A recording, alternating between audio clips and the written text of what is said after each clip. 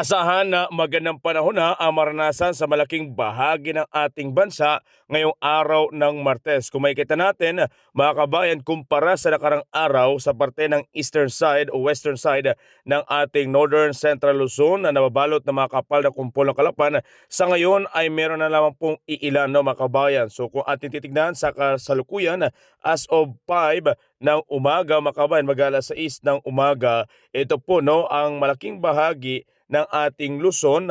Nito, mga kabayan, makikita natin halos sa part ng Northern Luzon ay wala na masyadong kumpol ng kalapan maliban na sa part ng baybayin, no, and then bahagi ng ating Central at Southern Luzon saan po yung maaliwalas na panahon. Meron lang pong kumpol ng kalapan sa bahagi ng Alamenos, mga kabayan.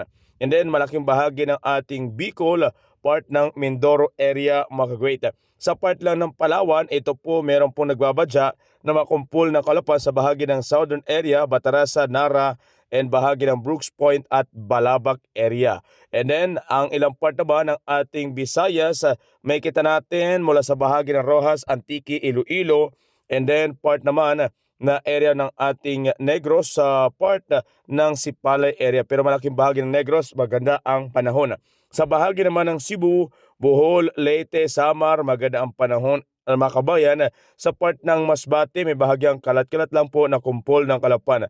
Ang malaking bahagi ng ating Mindanao, maganda ang panahon na ating maranasan ngayon pong umagang ito, mga great. So ibig sabihin, itong epekto ng habagat ay bahagyang humina at makikita natin malaking bahagi na ng ating bansa, magandang panahon, mga kababayan.